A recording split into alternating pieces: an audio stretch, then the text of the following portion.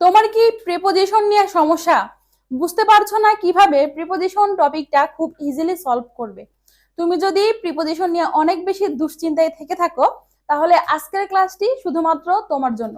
আজকের এই ক্লাসের মাধ্যমে আমরা প্রিভিয়াস ইয়ারের বোর্ড কোয়েশ্চেন গুলো সলভ করার মাধ্যমে জেনে নিব যে কিভাবে খুব ইজিলি প্রিপোজিশন সলভ করা যায়, এবং বাকি বিস্তারিত আপু তোমাকে বোর্ড কোয়েশ্চেন সলভের সময় বলে দিবে। এখন তোমাদের জন্য আরো একটা গুড নিউজ রয়েছে। গুড নিউজটি হচ্ছে, তুমি যদি আপুর প্রিপোজিশনের এই ক্লাসটি শেয়ার করে এবং তোমার 5 জন বন্ধুকে নিচে মেনশন করে দাও, তাহলে তুমি পেয়ে যাবে আমাদের ইংলিশ ফার্স্ট পেপারের এই প্রত্যেকটা লেসন ওয়াইজ যে পিডিএফ গুলো রয়েছে, এইখান থেকে পিডিএফ গুলো তুমি পেয়ে যাবে। আমাদের এই পিডিএফ এর ভেতর কি রয়েছে? এই পিডিএফ এর ভেতর রয়েছে পুরো লেসনের বাংলা এক্সপ্লেইন করা, প্রিভিয়াস ইয়ারের যদি কোনো MCQ, short question, flow chart, summary এসে থাকে ওইগুলো অ্যাড করা আছে। পাশাপাশি এখান থেকে অর্থাৎ কোন যে কোনো পার্ট থেকে পরবর্তীতে তোমার এমসিকিউ বা শর্ট কোশ্চেন আসার পসিবিলিটি রয়েছে, আমরা এগুলো তোমাদের জন্য অ্যাড করে দিয়েছি। এবং কোন জায়গা থেকে ফ্লো চার্ট আসতে পারে, এন্ড দেন সামারি কিভাবে লিখতে হবে, শর্ট কোশ্চেন গুলো কিভাবে আনসার করতে হবে, ইচ অ্যান্ড এভরিথিং এখানে ইনক্লুডেড রয়েছে। এবং সব থেকে মজার যে বিষয়টা বা তোমার জন্য ইম্পর্টেন্ট যে জিনিসটা এখানে অ্যাড করা রয়েছে তা হচ্ছে ভোকাবুলারি পার্ট। অর্থাৎ আমাদের ধরো এখানে একটা প্যাসেজ রয়েছে প্যারট স্টেল, এখান থেকে তোমার কোন টাইপের সিনোনিম, অ্যান্টোনিম পরবর্তীতে তোমার অ্যাডমিশনে আসার পসিবিলিটি রয়েছে, আমরা ওইগুলো এখানে তোমার জন্য আগেই অ্যাড করে দিয়েছি, যাতে এখন থেকে তুমি এই প্যাসেজটা পড়তেও তোমার ইজি হয়ে যাবে, এন্ড দেন তোমার অ্যাডমিশনের প্রিপারেশনটাও অনেকটা কি আগে থেকে গোছানো থাকবে। কারণ অ্যাডমিশনে তোমার, আমরা তো এখন সেকেন্ড পেপারে সিনোনিম, অ্যান্টোনিম পড়ছি, এগুলো থাকবে না, ফার্স্ট পেপারটাই থাকবে তোমার মূল হাতিয়ার ইংলিশের অ্যাডমিশনের জন্য। তাহলে তুমি তোমার বন্ধুকে মেনশন করে ক্লাসটা শেয়ার করে তার একটা স্ক্রিনশট আমাদের পেজে ইনবক্স করলে আমরা তোমাকে এই পিডিএফটি দিয়ে দিব ইনশাল্লাহ। তাহলে আসো, আজকে আমরা প্রিপোজিশনের 2026 সালে যে কোশ্চেনটা হয়েছিল সেই কোশ্চেনটা তোমাকে সলভ করার মাধ্যমে শিখিয়ে দিব যে আসলে প্রিপোজিশনটা কিভাবে সলভ করতে হয়। মনে রাখবে, প্রিপোজিশনে 2টা প্রকার রয়েছে, তুমি এটাকে প্রকার হিসেবে ধরতে পারো। কিভাবে? একটা হচ্ছে অ্যাপ্রোপ্রিয়েট প্রিপোজিশন, এটা তোমাকে মুখস্থ রাখতে হবে। এটা তুমি কোনোভাবে হয় না যে আমি রুলস পড়লাম, এমন হবে না, এটা তোমাকে মুখস্থ রাখতে হবে। কারণ অ্যাপ্রোপ্রিয়েট এমন আছে, কোনোটা ব্যক্তির সাথে বসবে, আবার কোনোটা কিসের সাথে বসবে, বস্তুর সাথে বসবে। সো অ্যাপ্রোপ্রিয়েটটা তোমাকে এটা নিকষ্ট মুখস্থ রাখতে হবে, এটা তোমার প্র্যাকটিস করতে করতে এমনিতেই চলে আসবে। আর সেকেন্ড যে জিনিসটা, এটা হচ্ছে বেসিক, যেমন ইনের ব্যবহার, এটের ব্যবহার, অনের ব্যবহার, বেসিক যে রুলস গুলো রয়েছে বা ইউজেস গুলো রয়েছে, এগুলো সম্পর্কে তোমাকে অবগত থাকতে হবে। এবং এটার সব থেকে ভালো মেথডটা হচ্ছে প্রিভিয়াস ইয়ারের বোর্ড কোশ্চেন গুলো তুমি বারংবার সলভ করো, তাহলে জিনিসটা তোমার ভেতরে বসে যাবে, মাথায় বসে যাবে। আসো দেখো, 26 সালে যে কোশ্চেনটা ছিল সেখানে বলা আছে, it is known to all that smoking is detrimental, gap আছে, হেলথ আছে। তাহলে এখানে কি বলা আছে? এটি আমরা সবাই জানি যে ধূমপান হচ্ছে স্বাস্থ্যের জন্য ক্ষতিকর। তাহলে এই যে দেখো, ডেট্রিমেন্টালের সাথে অলওয়েজ কি বসে?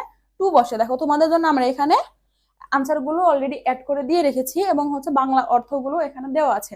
তাহলে এটা হচ্ছে অ্যাপ্রোপ্রিয়েট প্রিপোজিশন। এটা কি? এটা হচ্ছে অ্যাপ্রোপ্রিয়েট প্রিপোজিশন। এটা তোমাকে মুখস্থ রাখতে হবে। কিভাবে মুখস্থ করবে? ডেট্রিমেন্টালের সাথে কি বসে বলো তো? টু বসে। ডেট্রিমেন্টাল টু মানে হচ্ছে ক্ষতিকর। ডেট্রিমেন্টাল টু মানে কি? ক্ষতিকর। পরে দেখো, it causes many incurable disease. এটি অনেক কি মানে এমন এমন অনেক রোগের কারণ যেগুলো কখনো নিরাময় সম্ভব নয়, পসিবল নয়। তারপরে বলা আছে, there is hardly any easy remedy. এমন কোনো সহজ উপায় নেই। রেমেডি মানে হচ্ছে উপায়। এমন কোনো সহজ উপায় নেই বা প্রতিকার নেই। তাহলে রেমেডি ফর কি হবে? অ্যাপ্রোপ্রিয়েট অর্থে রেমেডি ফর দিস ডিজিজ, এই যে এই রোগের জন্য মানে এমন কোনো সহজ উপায় এখনো পর্যন্ত নেই। তাহলে এটাও অ্যাপ্রোপ্রিয়েট। রেমেডি ফর মানে কি? প্রতিকার। রেমেডি ফর মানে হচ্ছে প্রতিকার। পরে দেখো কি বলেছে, পিপুল আর অ্যাওয়ার, গ্যাপ আছে, দা ম্যাটার। তাহলে মানুষজন কি করতে হবে? মানুষকে এই বিষয়ে সচেতন হতে হবে। তাহলে অ্যাওয়ারের সাথে কি বসে? Aware of. অ্যাওয়ার অফ মানে কি? সচেতন। অ্যাওয়ার অফ মানে হচ্ছে সচেতন। পরে দেখো, yet they stick to this bad habit. Stick to মানে হচ্ছে এই ব্যাড হ্যাবিটের সাথে লেগে থাকা বা কোনো অভ্যাসে অবিচলিত থাকা, মানে এই অভ্যাসটা এমন ভাবে তার মধ্যে ঢুকে গেছে যেটা থেকে সে বের হতে পারে না। এই অর্থে অ্যাপ্রোপ্রিয়েট অর্থে কি বসে? Stick to. দেখো পরে কি বলা আছে, ইয়েট দে স্টিক টু, এটা বললাম। Smoking is also injurious. কি? Injurious to. ইনজুরিয়াস টু মানে কি? ক্ষতি করে। এটাও কি অ্যাপ্রোপ্রিয়েট প্রিপোজিশন, এটা হচ্ছে appropriate preposition. Injurious to appropriate preposition, মুখস্থ রাখবে। তারপরে বলা আছে unfortunately the smokers can do not think, gap আছে, the non smokers while smoking.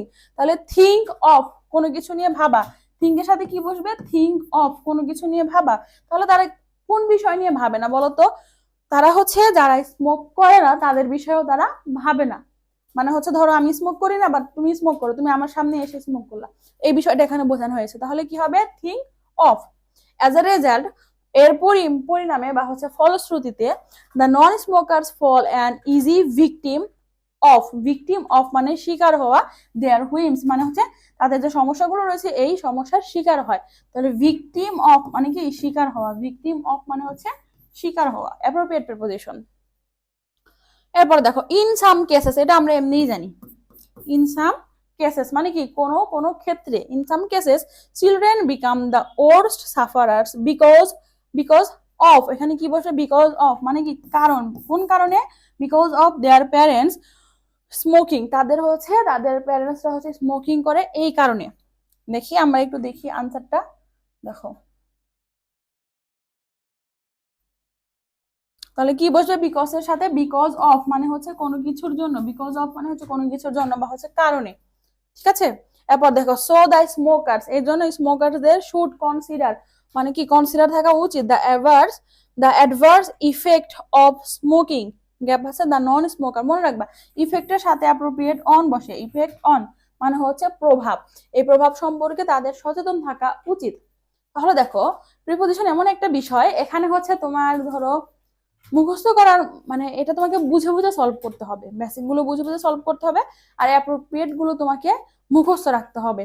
এখন অনেকে বলবে আপু তাহলে প্যাসেজটা আমার জন্য কতটুকু ইম্পর্টেন্স রাখছে, মানে কতটুকু গুরুত্ব বহন করছে তোমার জন্য, এখানে পুরো প্যাসেজটাই পুরো গুরুত্ব বহন করছে। কারণ কি, প্যাসেজের এই যে দেখো এখানে একটু যদি খেয়াল করো, দেখো লাইনটা পড়ো, so the smoker should consider the adverse effect of smoking, gap আছে, দ্য নন স্মোকার। এখন তুমি এখানে যে অনটা বসাইলাম, আমি বসাবো, তো এই অনটা তুমি আসলে কিসের উপর বেস করে বসাবা, এই জিনিসটা তোমাকে মাথায় রাখতে হবে।